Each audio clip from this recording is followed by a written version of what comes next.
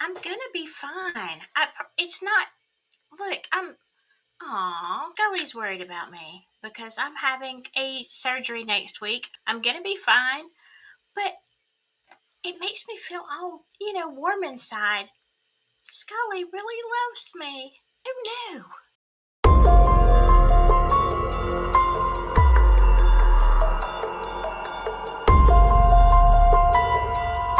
Well, hello, spookies, and Sachi. Here she is, ready for her debut. Okay, I have some great hospital and nursing stories for you tonight.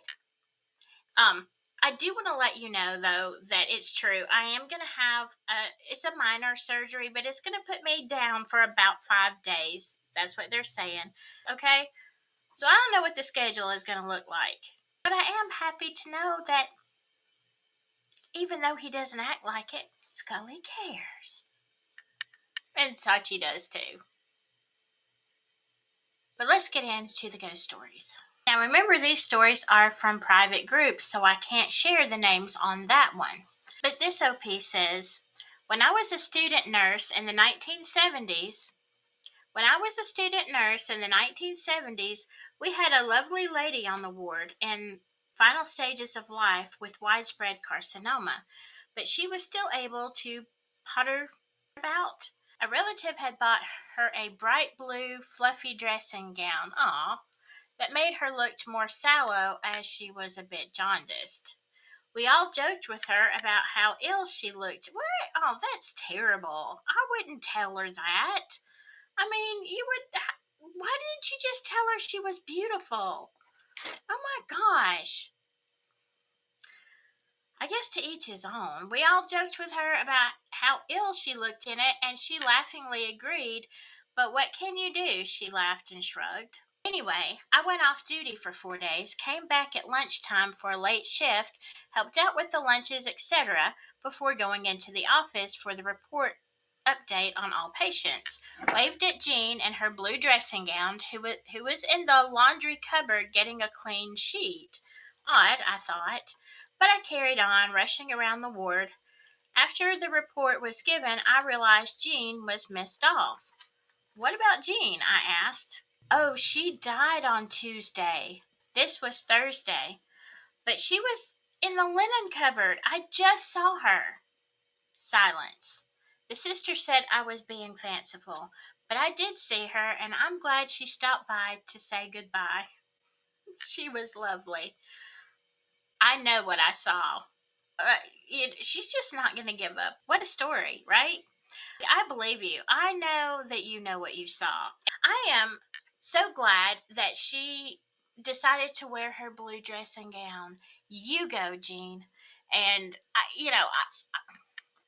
I just would have told her it looked great to start with because she was beautiful, even in that situation. Okay, she just wanted to show off that blue gown and that she felt good. I think that is a lovely story. What do you think, Sachi? Well, I think she loved it too. Who knows? I was on shift on an oncology ward. I was putting a needle into the vein of a patient. I clearly heard someone shout my name, as did the patient, because she asked me if I wanted to go. I said I would answer them when I finished. No staff member had called me, and there was, in fact, no one there at all. So many stories of that ward. I loved it. A lot of people hear our names called and all that kind of stuff, but the patient heard that one too. So there was definitely somebody calling your name. I guess I want to know why. What's up with that? Especially when you are about to draw some blood or start an IV or something. Come on, this is not the time, sir or ma'am. Again, let's talk a little bit about boundaries. These ghosts, they have no shame. My mom was a nurse at Amersham Hospital in Bucks. I have no idea where any of this is. There was a day room attached to one of the wards with an old style sit under hairdryer. Do y'all remember those? Oh my gosh, I remember those. I remember seeing my mom and her friends under those big old dryers, and it got hot under there. An ex-patient who had died on the wards was spotted regularly and sat in that room.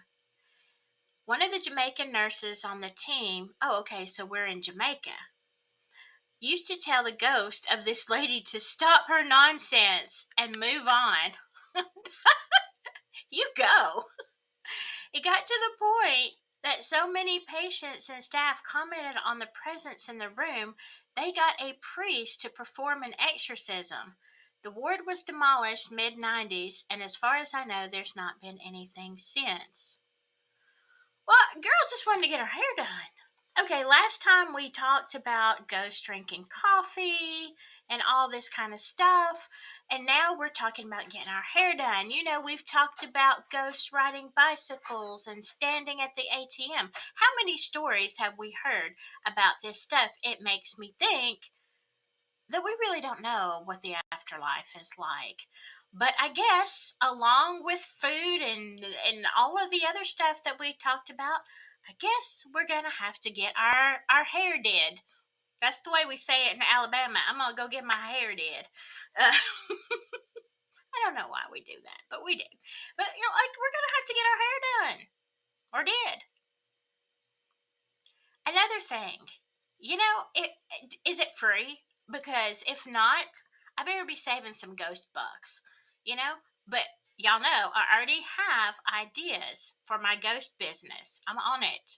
I'm on it. Especially if I want to eat ice cream and get my hair did.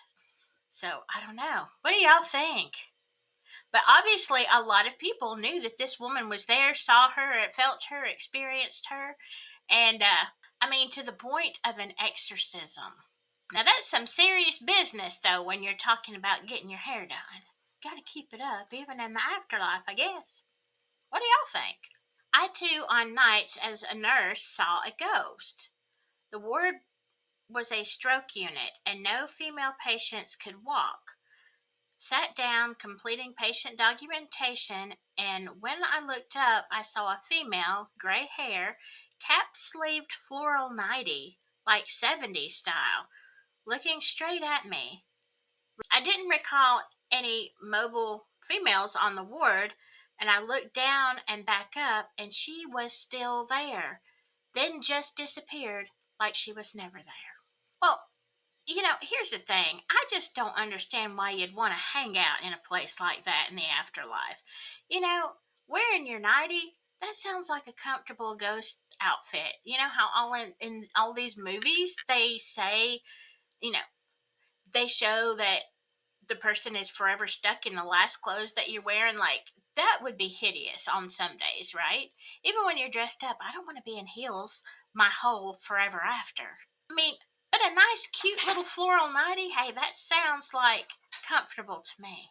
But these are the kind of things that happen on the night shift. You have see, hear, feel all kinds of stuff and see people that honestly, the ones I've seen, you think they're real. You are just flabbergasted when you realize that person wasn't real. So I get you. I was working nights on an oncology. That is hard to say. On on an oncology ward. As I walked into a six-bedded bay, I saw a man in a dressing gown walking towards the toilets and TV room. It was dark, so I didn't recognize him. I checked all the beds and found them all occupied with sleeping patients. I turned to check the toilets. No one was there. The door to the TV room was closed. I was overcome with fear and was too scared to open the door. Well, that is a little unnerving. I went to find my colleague after telling them what happened. They checked the TV room. There was no one there. Well, just something else to add to the list. You're going to get up, walk around, you have to take a ghost pee. I don't watch a little TV, whatever. Just hang out like the living. I guess that's what we do. I don't know. But this guy was definitely just chilling. I guess just let the ghosts enjoy the afterlife, live and let live ish. I don't know. That's kind of need a new saying for that one. Now, this one I can share. It's by Melissa Gerber. I'd hear a story from a nurse in a nursing home. One resident had been a lifelong, I think this means resident, and arranged events and a ball for her party. One night, a man who looked just like Richard Nixon walked by the nurse's station, nodded to her, and entered the resident's room. When the nurse went to check, the room was empty and the resident had passed. Okay, so I'm thinking maybe this lifelong resident, I guess this was like, someone who maybe had a tragedy and had been a lifelong resident at this LTC.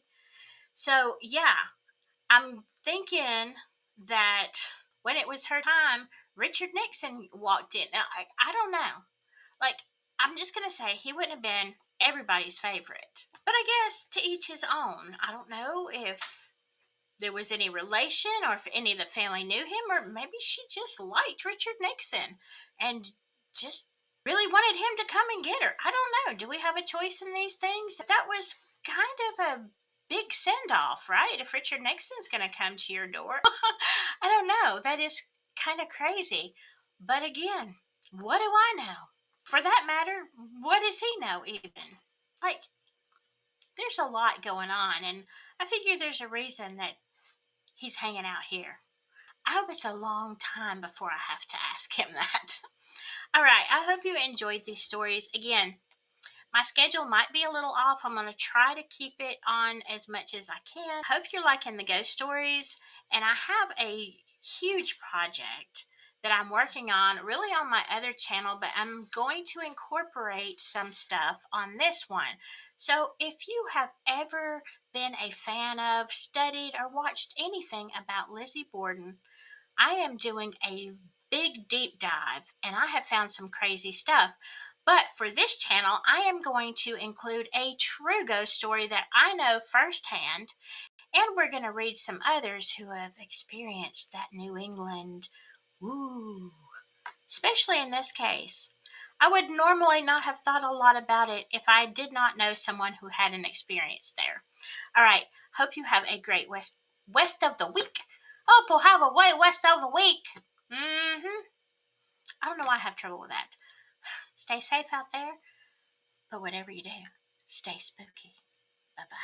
Bye-bye.